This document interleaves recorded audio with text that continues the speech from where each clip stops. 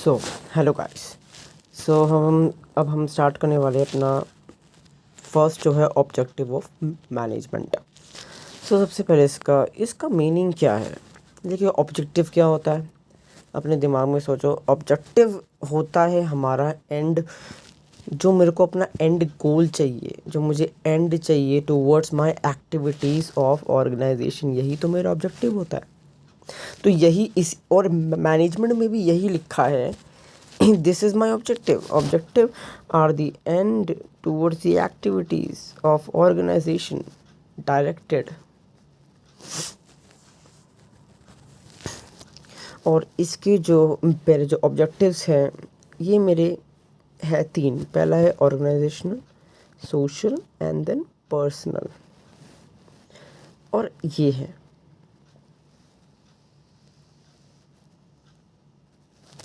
अब इसको याद करना, आपको एक काम कर लो। इसको याद करने के लिए क्या कर सकते हैं हम, कि मैं फर्स्ट में इसका ओ ले लीजिए, इसका एस ले लीजिए, इसका पी ले लीजिए। इसमें मैं एस ओ पी आप कर सकते हैं अच्छे से। तो इससे सोप कुछ वर्ड बनाकर आपके दिमाग में आ जाएगा अपने आप ही। हाँ, जैसी मेरा ऑब्जेक्टिव्स आया, मेरे दिमाग में आया कि हाँ एस ओ पी, और एस ओ पी से क्या है, एस से सोशल, ओ से ऑर्गेनाइजेशनल एंड पी से पर्सनल। अब इतना तो हमने देख लिया। हम इनका मीनिंग देखते हैं। फर्स्ट पे आते हैं अपना ऑर्गेनाइजेशनल ऑब्जेक्टिव।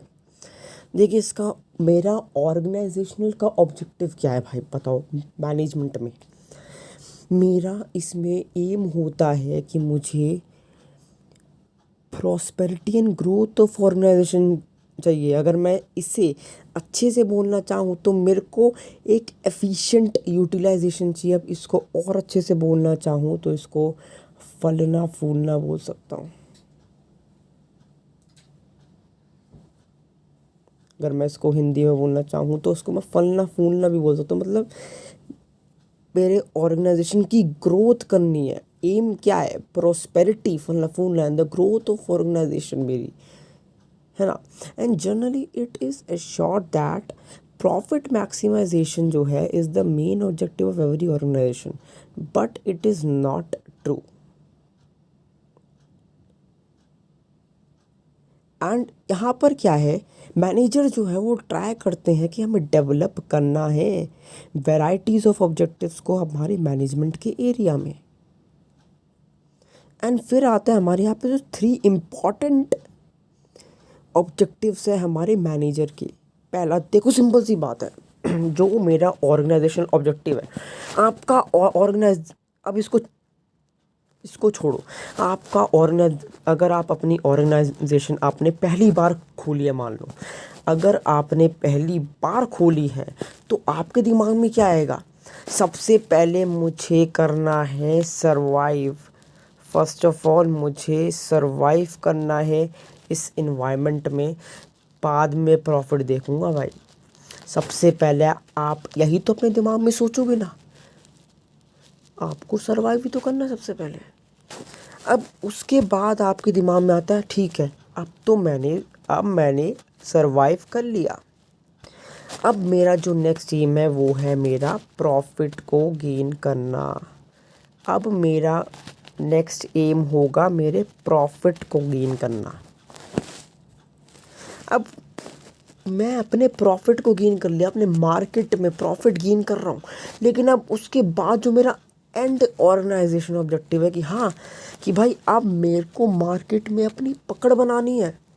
जैसे रिलायंस इंडस्ट्रीज़ ने बनाई है, टाटा ने बनाई है, टाटा बिरला ने बनाई है, सब ने अपनी क्या बनाई है, एक पकड़ बनाई है मार्केट में। उन्होंने अपनी पकड़ बनाई, और कैसे बनाई, और अब उनकी ग्रोथ हो रही है, डे बाय डे उनकी ग्रोथ हो रही है। तो लास्ट जो मेरा होगा ऑब्जेक्टिव, वो होगा मेरे को अपनी ग्रोथ करनी है। और यही 3 है जो मैंने आपको एक एक लाइन में बताया। सिंपल, सरवाइव करना है हर ऑर्गेनाइजेशन में, आपको exist in the competitive market में अपने for a long period of time, and it is possibly only when it is able to cover कर सकते हो अपनी कॉस्ट को। बस आपको अपने कवर करना है इसमें, यही आपका मेन एम होता है फर्स्ट वाले में। एंड देन प्रॉफिट के बारे में मैंने आपसे बात करी थी कि मोस्ट इम्पोर्टेंट ऑब्जेक्टिव हर ऑर्गेनाइजेशन का होता है। एक बार सर्वाइव कर लिया तो मेरे को प्रॉफिट करना पड़ेगा, ये रिवॉर्ड होता है, ये सब आपको पता ही है। देन आता है ग्रोथ। बिजनेस ऑर्गेनाइजेशन जो है, अब मैं प्रॉफिट कमा रहा हूँ, बट अगर मैं प्रॉफिट कमा रहा हूँ बट मेरे ऑर्गेनाइजेशन की ग्रोथ ही नहीं हो रही, तो so what is actually my profit then? Profit तो एक्चुअली वही मतलब है ना, वही तो मतलब मज़ा तो तभी आएगा ना यार, जब मेरा ऑर्गेनाइजेशन का प्रॉफिट तो हो रहा है बट ग्रोथ भी हो रही है। अब भाई मैं प्रॉफिट कमा रहा हूँ, अच्छी बात है, बट अगर मेरे ऑर्गेनाइजेशन की ग्रोथ ही नहीं हो रही, 10 साल से मेरा प्रॉफिट 20 लाख ही आ रहा है, कभी 30 लाख आ रहा है, बस अगर मैं अपनी ग्रोथ ही नहीं कर पा रहा तो क्या फ़ायदा इसका।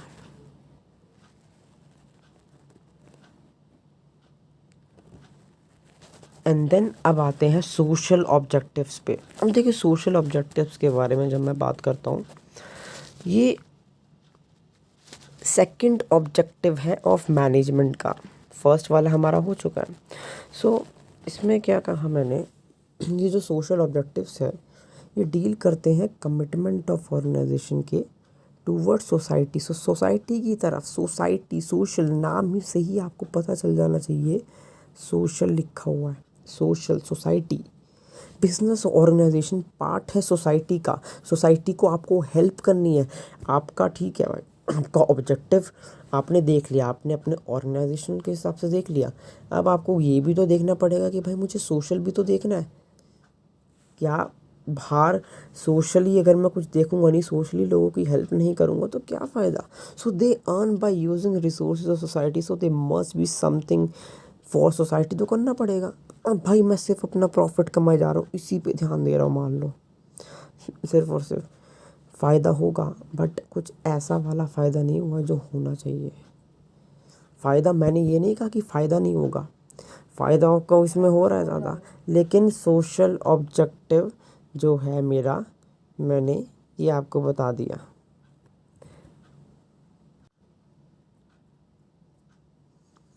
तो हम यही थे सोशल ऑब्जेक्टिव्स पे। मेजर सोशल जो ऑब्जेक्टिव्स है जो मैंने वही कहा, आपको अपनी सोसाइटी को हेल्प करनी है, ये आपका मेन एम होता है। ये प्रॉफिट ग्रोथ ये सब करने के बाद आपको सोसाइटी पे भी ध्यान देना पड़ेगा। आपको सप्लाई करोगे रीजनेबल प्राइस पे, आप इकोनॉमिक वेल्थ पे ध्यान दोगे, आप फाइनेंशियल सपोर्ट करोगे कम्युनिटी को, आप ऑर्गेनाइजेशन को ऑर्गेनाइजिंग हेल्थ करोगे, वोकेशनल ट्रेनिंग प्रोग्राम्स करने की ट्राई करोगे, आप पार्टिसिपेटिंग एक्टिविटी करोगे, एनजीओस में पार्टिसिपेट करोगे, एनजीओस में करोगे, प्रोजेक्ट्स निकालोगे, एंड आप इन्वायरमेंट फ्रेंडली मेथड्स निकालोगे प्रोडक्शंस का। एंड देन आप इसमें ये सारे पॉइंट्स लिखे हैं, अब भाई इनको आपको लर्न नहीं करना है, लर्न नहीं करना है, ओके। इनको आप खुद भी बना सकते हैं। सोसाइटी क्या चाहती है, आपको उनको एम्प्लॉयमेंट अपॉर्चुनिटीज़ प्रोवाइड कर सकते हो। अब इसको रटने मत बैठना प्लीज़, ठीक है। ये हमारा का पूरा ये वाला पेज भी हो गया। अब हम आते हैं अपने नेक्स्ट पेज पर।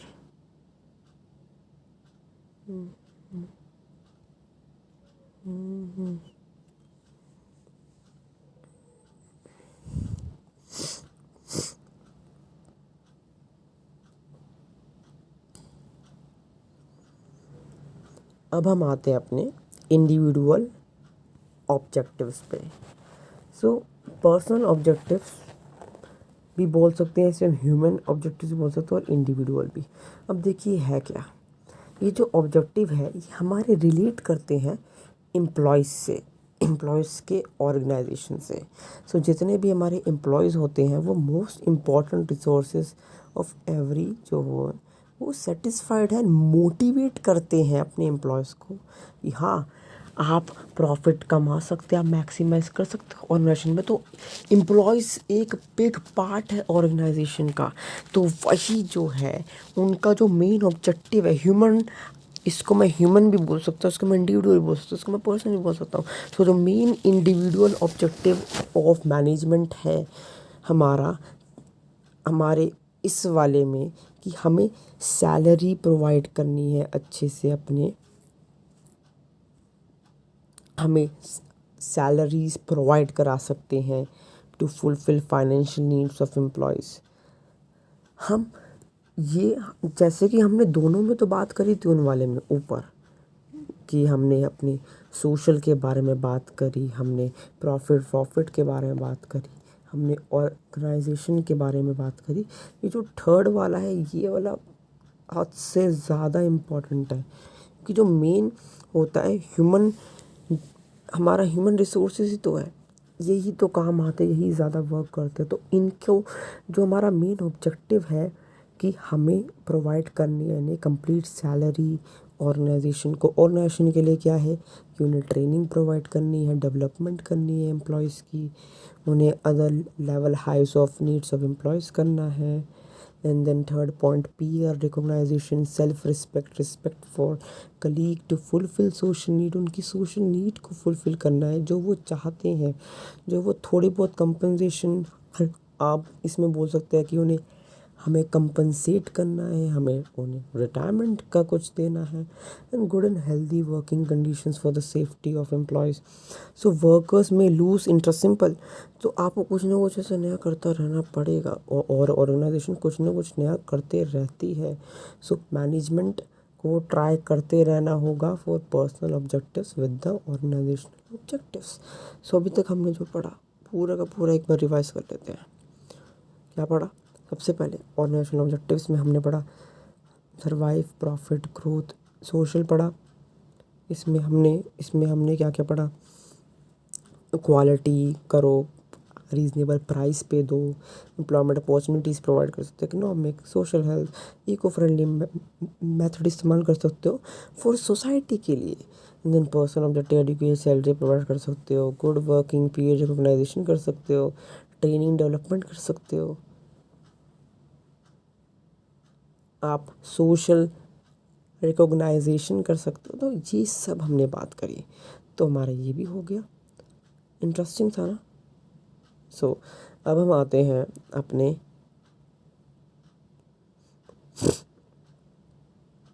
ये आपकी केस स्टडीज़ है, इसका आप स्क्रीनशॉट ले लीजिए या फिर आपके पास ये बुक भी होनी चाहिए, ये वाली आपके पास पूनम गांधी ले लीजिएगा। और अगर आपको चाहिए होगी तो मुझे कमेंट पे लिख दीजिएगा, मैं इसका लिंक डाल सकता हूँ। बट इसकी आप फ़ोटोकॉपी कराओगे इससे अच्छा उसे ख़रीद ही लो यार ज़्यादा, क्योंकि इन सब में कंजूसी नहीं करनी चाहिए पढ़ाई में। इम्पोर्टेंस ऑफ मैनेजमेंट के इम्पोर्टेंस के बारे में देखते हैं। बिजनेस ऑर्गेनाइजेशन जो है वो अटेन करता है top position only because the quality of management की क्वालिटी जैसे। एंड सक्सेसफुल ऑर्गेनाइजेशन वो अचीव नहीं कर सकती अपने गोल्स को, बट बाय फॉलोइंग वो डिलिबरेटरी प्रोसेस को हम इस्तेमाल कर सकते हैं। ऑन दी अदर हैंड अगर मैं बात करूँ, अगर आपका मैनेजमेंट ही अच्छा नहीं है तो आप कुछ अच्छे से नहीं कर पाओगे। भाई ये पूरा फालतू लिखा पड़ा है यहाँ पे, लिटरली बता रहा हूँ, ये होता है फालतू लिखा हुआ। इसको आप एक बार रीड कर लीजिएगा। मोस्ट ऑफ यहाँ पे लिखा क्या है देखो, most of business fail for poor management, ये सब तो आपको पता है, इसमें तो आप माहिर हो चुके हो क्योंकि मैंने आपको पहले बता दिया। मैनेजमेंट अच्छी नहीं करोगे तो पुअर मैनेजमेंट से बिजनेस फॉल हो जाएगा। Management is life element, without it resources of production remain sources and shall never become production. अगर मैनेजमेंट नहीं होगी ऑर्गेनाइजेशन में तो ऑर्गेनाइजेशन स्मूथली रन नहीं कर पाएगा। यार इतनी बार हमने बात कर दी यार ये, और यहाँ पे इन्होंने इतना लेंदी बना के लिख दिया है ताकि बच्चे बेचारे डर जाएं, लेकिन कोई बात नहीं यार। अब आप एनसीईआरटी देखो चाहे ये देखो, एक ही बुक को फॉलो करना है। आप चाहे एनसीईआरटी करो चाहे इससे करो, ये मेरे को ज़्यादा अच्छी लगी है एनसीईआरटी। थोड़ी अजीब सी है भाई, मैं सच सच बताऊँ तो, बट इसमें बहुत अच्छी लैंग्वेज लिखी है, आपको इजीली समझ में आ जाएगी। और यहाँ पे क्वेश्चंस भी है, क्वेश्चंस के आंसर भी हैं, तो ये अच्छी बात है। तो इससे करना ज़्यादा फ़ायदेमंद रहेगा मेरे हिसाब से। So first importance of management. भाई मैनेजमेंट की इम्पोर्टेंस यार कितना ज़्यादा इंटरेस्टिंग है, इसमें आप देखिएगा। अगर आप मैनेजमेंट की इम्पोर्टेंस के बारे में देखते हैं, फर्स्ट आता है हमारा मैनेजमेंट हेल्प करता है आपको गोल को अचीव करने में। यार देखो, हमने क्या कहा था, अब ना ये सब तो मैं पढ़ा दूंगा बट यार आपके दिमाग से निकल जाएंगे।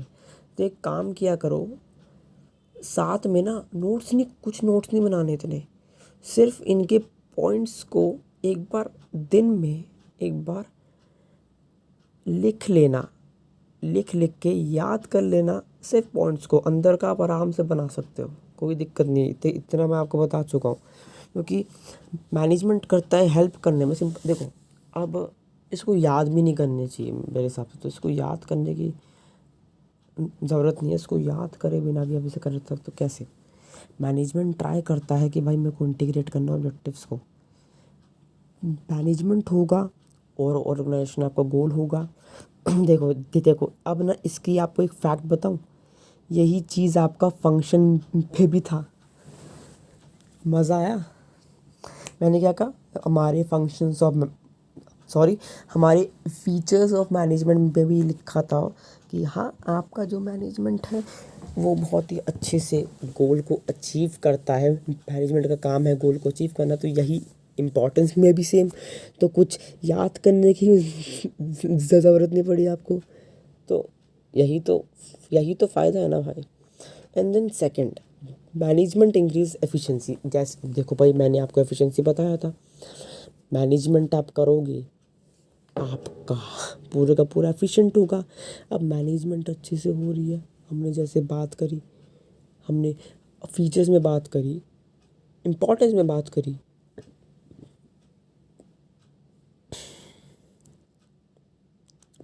Managers try to reduce cost and improve productivity.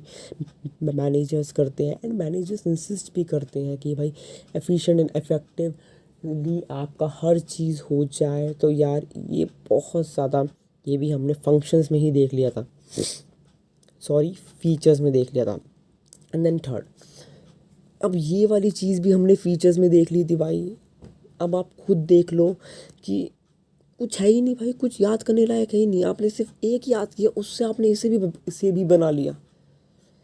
आपने मैनेजमेंट क्रिएट करता है डायनामिक ऑर्गेनाइजेशन।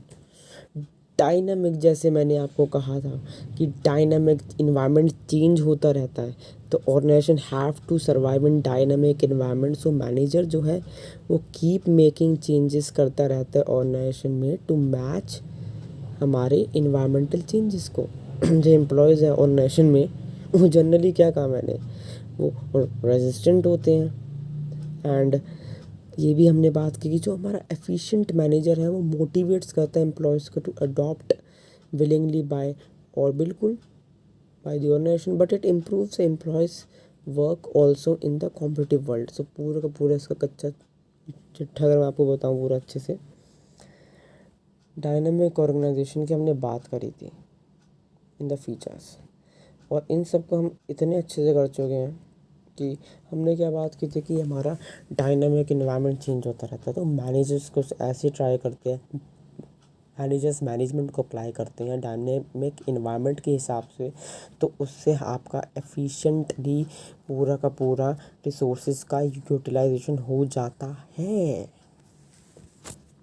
देन आता है फोर्थ, मैनेजमेंट आपको हेल्प करता है अचीव करने में पर्सनल ऑब्जेक्टिव। अब देखो, अब इसको कहाँ से रिलेट कहाँ से कर सकते हो, पर्सनल ऑब्जेक्टिव्स।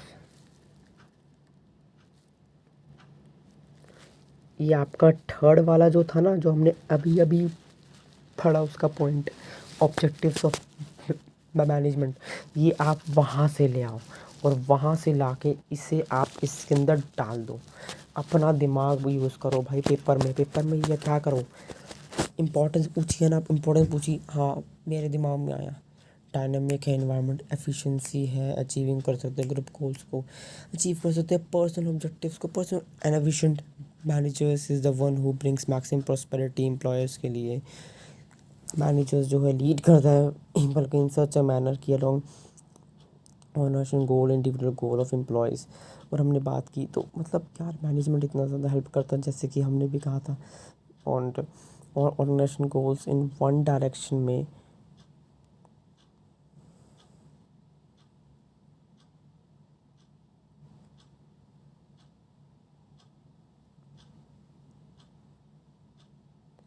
और जो एम्प्लॉयज़ है वो अर्न कर सकते हैं by producing more personal objectives. ये आपका फोर्थ वाला हो गया।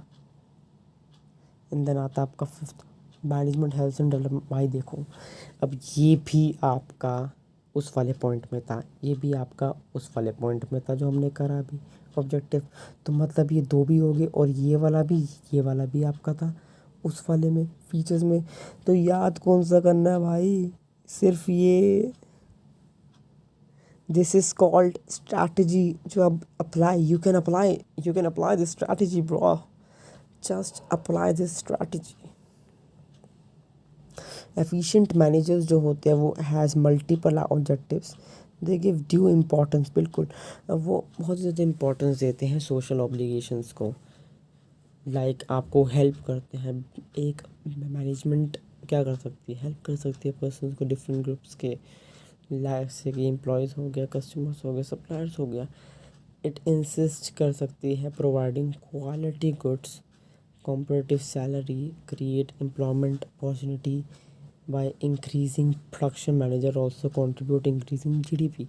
and मैनेजमेंट जो है वो सोसाइटी को जैसे हेल्प करती है, जीडीपी इंक्रीज़ कर सकती है। मैनेजमेंट अप्लाई करते हैं, बिजनेस का ग्रोथ हुआ उससे जीडीपी की ग्रोथ हुई। और क्रिएट एम्प्लॉयमेंट अपॉर्चुनिटी क्रिएट कर सकते हैं, सैलरीज, बाहर सोसाइटीज़ को हेल्प कर सकते हैं। मैनेजमेंट इतना सब कुछ कर सकता है भाई, मैनेजमेंट कुछ भी कर सकता है। एंड ये हमारा सारा हो गया और ये वाली चीज़ें हम बाद में करेंगे और आपका जल्दी से ख़त्म हो जाएगा। Thank you so much. But guys बस मैं आपको इतना ही बताना चाह रहा हूँ कि बस आप कमेंट करिए, आपके कमेंट से ही मुझे पता चलेगा कि मैं कैसा पढ़ा रहा हूँ, हमारी टीम कैसा पढ़ा रही है आपको। Thank you so much.